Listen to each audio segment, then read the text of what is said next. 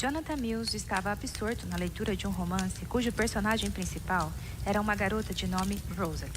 Era um dia frio daquele 25 de fevereiro de 1895. Por isso, Jonathan puxou a cadeira para mais perto da lareira, onde o fogo crepitava, aquecendo a casa. Uma cabana de madeira, perto de Clear Creek. No dia seguinte, seus vizinhos de Oxford, Mississippi, comentavam que o bebê anual dos Mills havia chegado. O que é dessa vez? Uma menina. E o nome? Rosalie. O nome dessa menina, que nascera em tal tempo como este, fora inspirado em um romance que o pai estivera lendo. É impossível viver a nova vida sem receber a graça, nem se tornar filho de Deus se primeiro não tiver uma operação divina. O mesmo Salvador que operou o milagre do novo nascimento, colocou em nós o seu Espírito para nos guiar.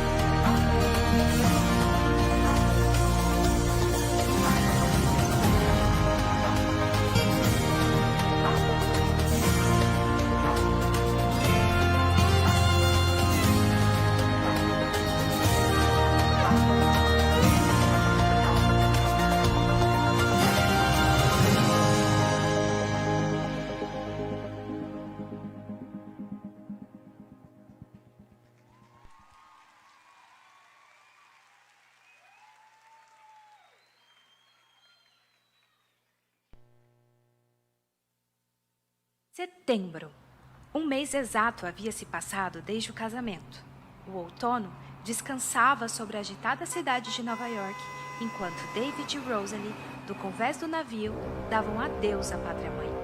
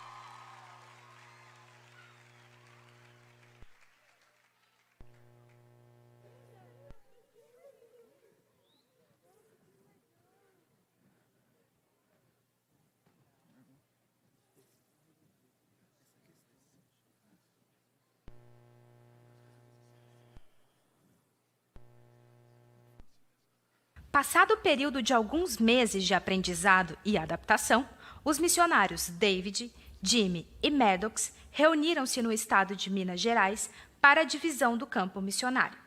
Depois do jantar, os três foram para o escritório tratar dos planos estratégicos para alcançar as Alterosas, o grande estado de Minas Gerais. Ao apontar as cidades que cresciam sem o evangelho e outras possibilidades cada vez maiores, David chorava e dizia: Companheiros, eu não sei como fazer uma brecha neste grande estado. Como podem 3 homens fazer o que precisa ser feito em um território tão grande como o de Minas? Quando a conversa terminou, os amigos se despediram e foram embora. David não se sentiu bem. Parecia estar muito doente.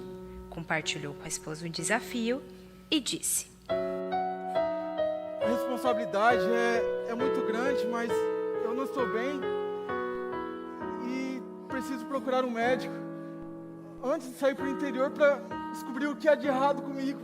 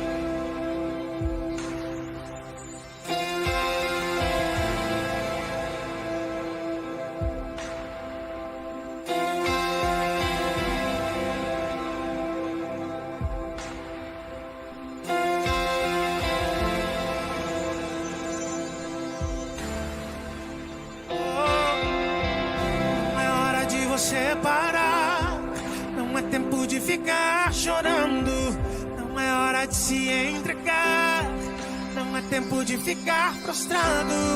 Promessas e milagres irão acontecer no tempo certo. Deus está cuidando. Vamos lá, tudo bem.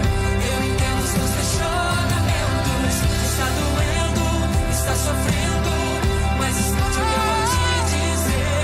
Deus dá pra gente provar maior do que possamos suportar. Teu amanhã será melhor. Teu amanhã será melhor. Teu amanhã será melhor. De verdade. O que Deus irá fazer. Teu amanhã será melhor. Teu amanhã será. Teu amanhã será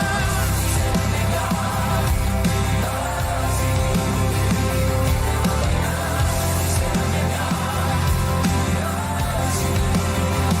E verás o que Deus irá fazer. Teu amanhã será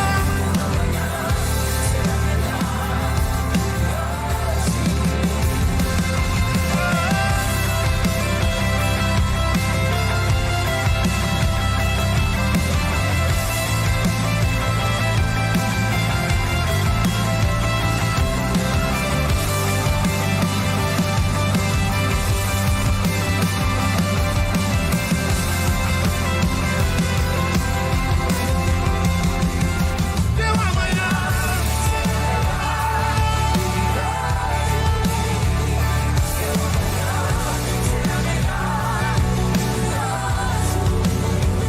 Viverás pra ver o que Deus irá fazer.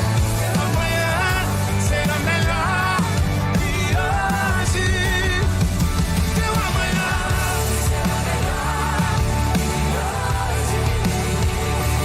hoje. Teu amanhã será melhor que hoje. Viverás pra ver o que Deus irá fazer. Teu amanhã será melhor que hoje.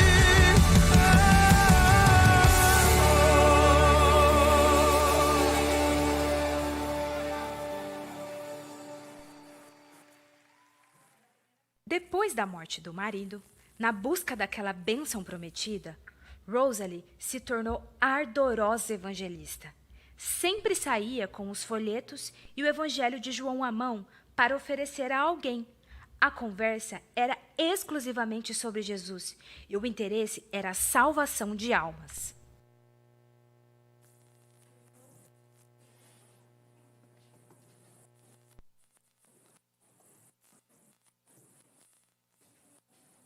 Rosalie tinha um ministério polivalente.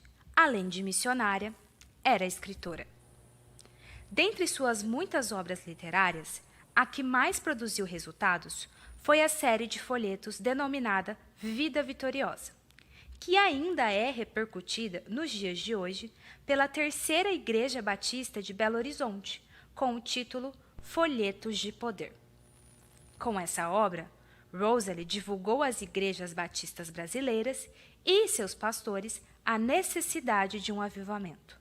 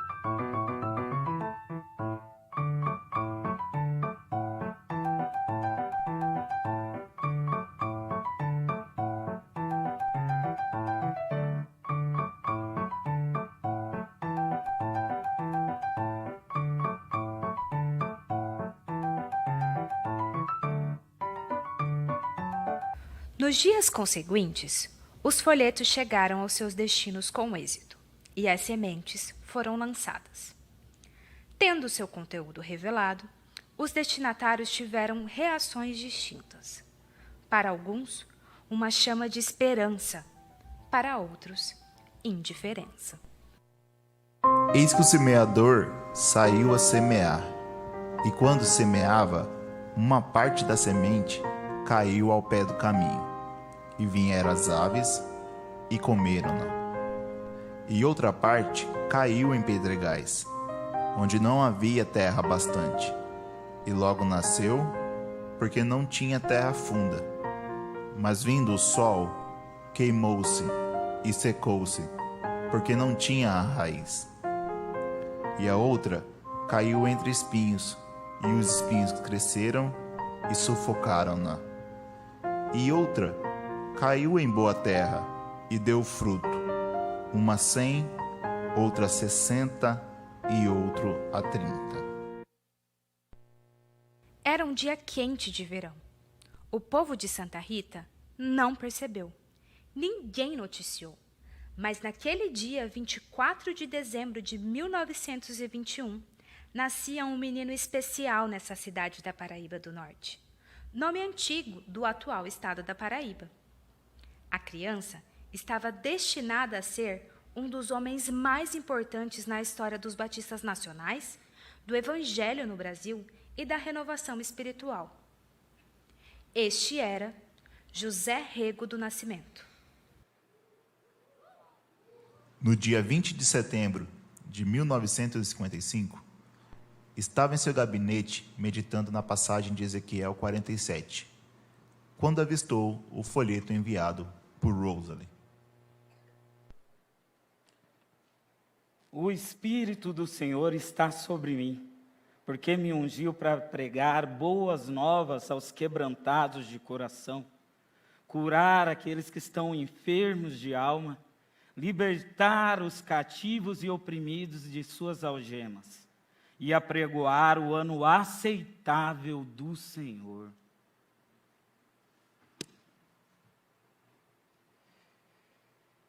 Deus, eu quero ser esse tipo de homem, cheio do Teu Espírito Santo. Pai, eu te peço, batiza-me. De repente, se viu invadido por um fogo que lhe entrou pelo peito, produzindo uma dinamização tal que caiu sentado na cadeira. Ria e chorava ao mesmo tempo.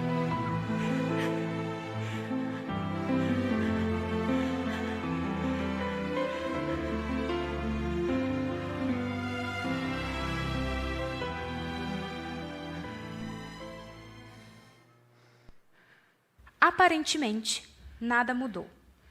O que sabia, continuou sabendo. O que cria, continuou crendo. Mas a dedicação, a partir daí, foi bem maior. O ardor era tão grande, e isso se manifestou no crescimento da igreja e em experiências sobrenaturais.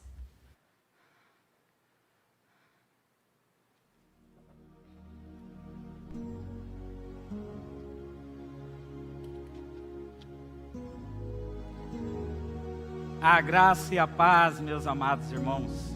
Que bom ter vocês aqui neste culto. Meus amados, dias atrás, Deus falou muito ao meu coração através de um panfleto. E meditando no meu escritório, Deus falou mais uma vez comigo. E eu quero compartilhar o que está escrito em Atos dos Apóstolos, capítulo 2, verso 1 até o verso 4. Ao cumprir-se o dia de Pentecostes, estavam todos reunidos no mesmo lugar.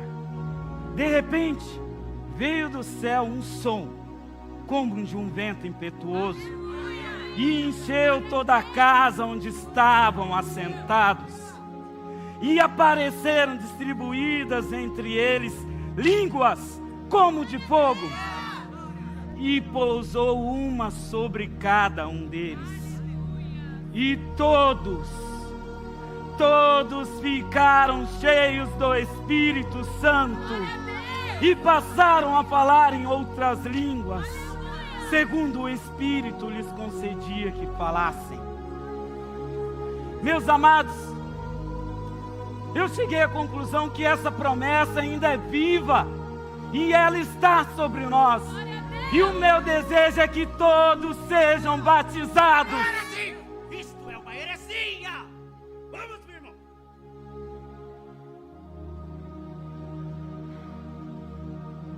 Meus amados, infelizmente nem todos estão preparados ainda para receber essa palavra. Mas quero dizer mais uma vez, o meu desejo é que todos sejam cheios do Espírito Santo e que vocês sejam batizados pelo Espírito. Deus os abençoe.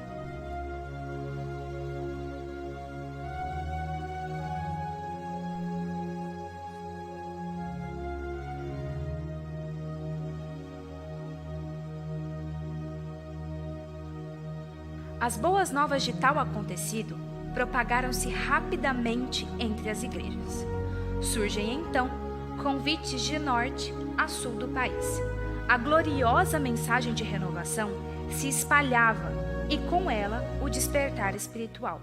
Em contrapartida, cresceram as represálias, acusações e perseguições. Diante deste cenário, aflito, José Rego do Nascimento escreve ao seu amigo Enéas Tonini. Caro amigo Enéas, me pergunto se estamos prontos para o martírio nesta hora desafiante. Será que teremos forças para sermos dignos? –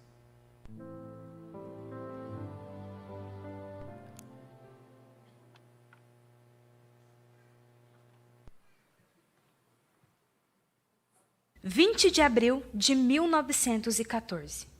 Na cidade de Avaré, no interior de São Paulo, Adolfo e Letícia Tonini estão alegres, porque nesse dia seu lar foi enriquecido com a chegada de mais um filho, um garoto, Enéas.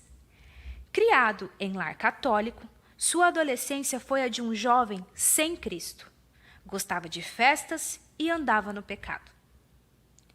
Tudo mudou quando Deus, em sua misericórdia, o encontrou. Sua conversão foi uma verdadeira experiência com o Senhor Jesus. Quando isso ocorreu, sentiu alívio, paz no coração e gozo profundo na alma.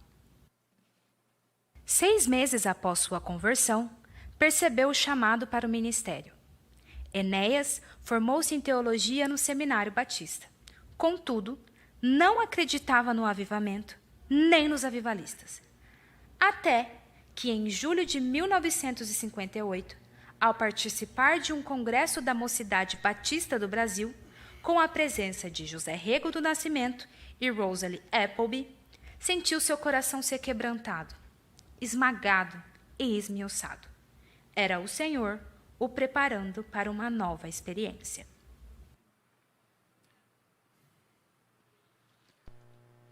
Se me lembro.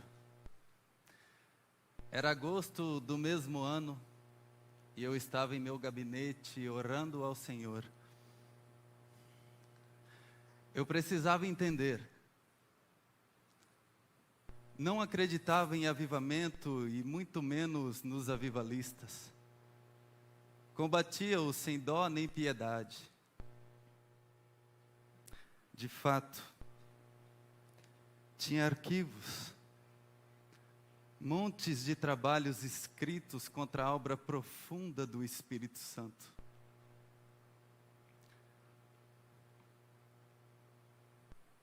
Eu não perdi tempo de estudar na Bíblia este palpitante assunto, batismo no Espírito Santo. Não sabia o que era e nem interesse tinha de saber. Mas Deus vinha trabalhando em meu coração de alguma forma para quebrantar o meu endurecido e obstinado eu. Orei cerca de 1h30, mas o céu me parecia de bronze. Deus estava em silêncio, profundo silêncio.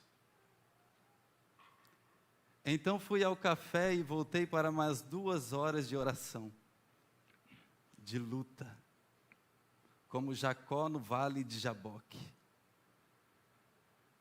angustiado e em profunda aflição. Foi então que ouvi a voz de Deus, perfeita como a de qualquer mortal, que me dizia num tom profundamente obstinado: entrega.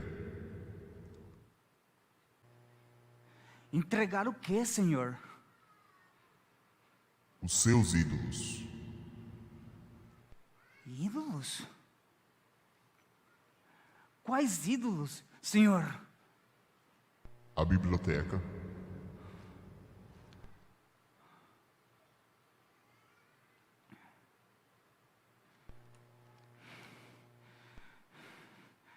Entrego, Senhor.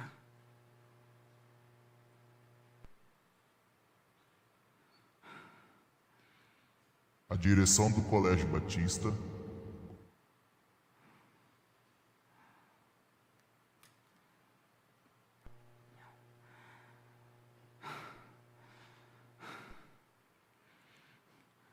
Eu entrego, Senhor. O pastorado da Igreja Batista de Perdizes.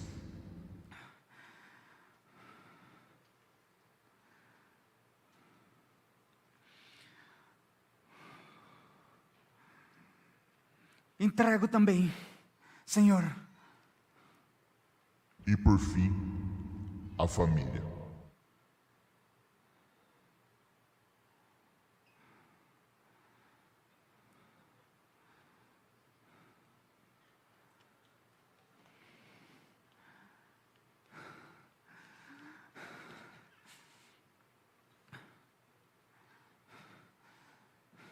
Entrego. Entrego, Senhor. Ao entregar o último ídolo, veio sobre mim um poder tal, como nunca experimentara. Um gozo profundo em meu coração. Uma paz maravilhosa. Banhei de lágrimas a minha mesa de estudos. Fui revestido do poder do alto. E orei com uma liberdade fora do comum.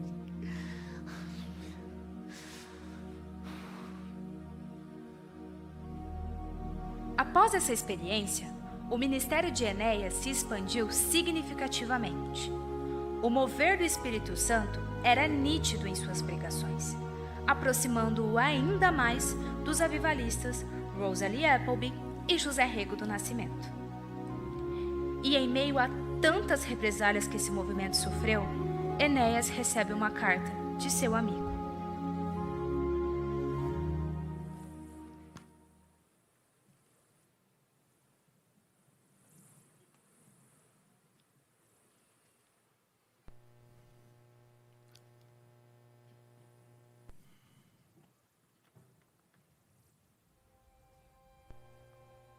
Caro amigo Enéas, me pergunto se estamos prontos para o martírio nesta hora desafiante. Será que teremos forças para sermos dignos?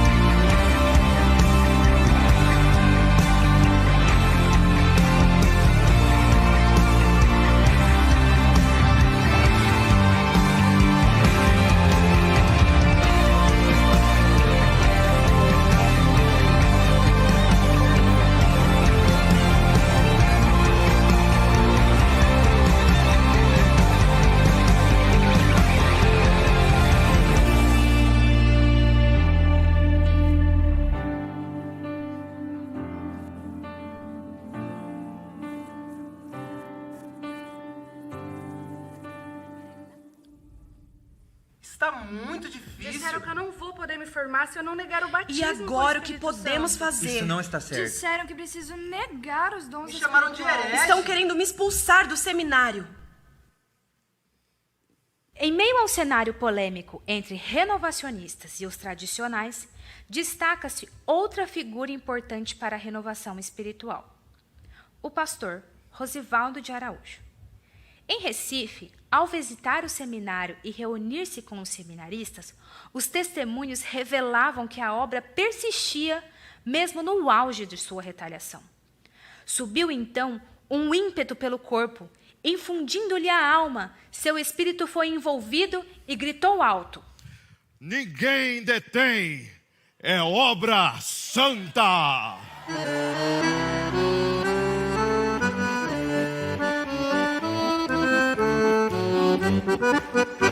Obra santa do Espírito, esta causa é do Senhor, como um vento impetuoso, como um fogo abrasador. Estamos sobre terra santa, reverência e muito amor. Esta hora é decisiva, vigilância e destemor. Ninguém detém, é obra santa. Nem Satã nem o mundo todo pode apagar esse ardor. Ninguém detém, é obra santa. Esta causa é do Senhor.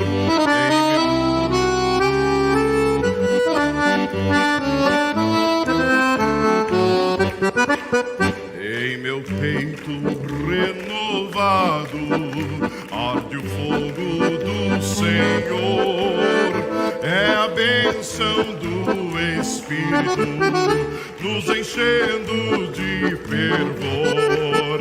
E Jesus está salvando, apagando toda a dor. No Espírito batizando, pois a vida Ele é o Senhor. Ninguém detém, é obra santa. Ninguém detém, é obra santa. Nem Satã pode apagar esse ardor. Ninguém detém, é obra santa. Esta causa é do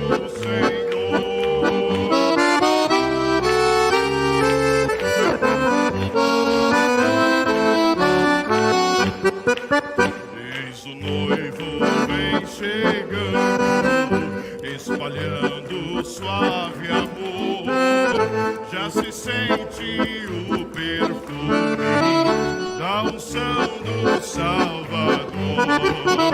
E a noiva adornada de pureza e esplendor, aguardando entrar nas bodas pra reinar com seu Senhor.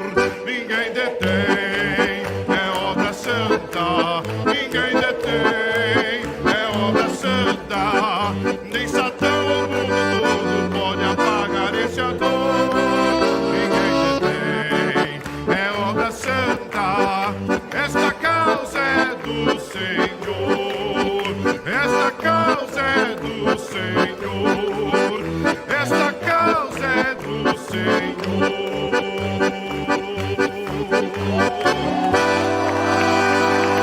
Aleluia! Aleluia! Legado!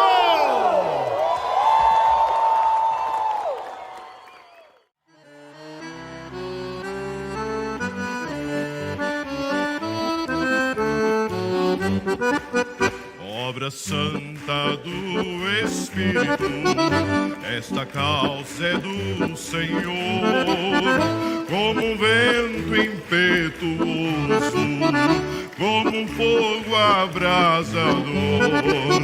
Estamos sobre terra santa, reverência e muito amor. Esta hora é decisiva, passiva, vigilância e destemor. Ninguém detém, ninguém detém, é obra santa. Nem Satã, nem o mundo todo pode apagar esse ardor. Ninguém detém, é obra santa. Esta causa é do Senhor.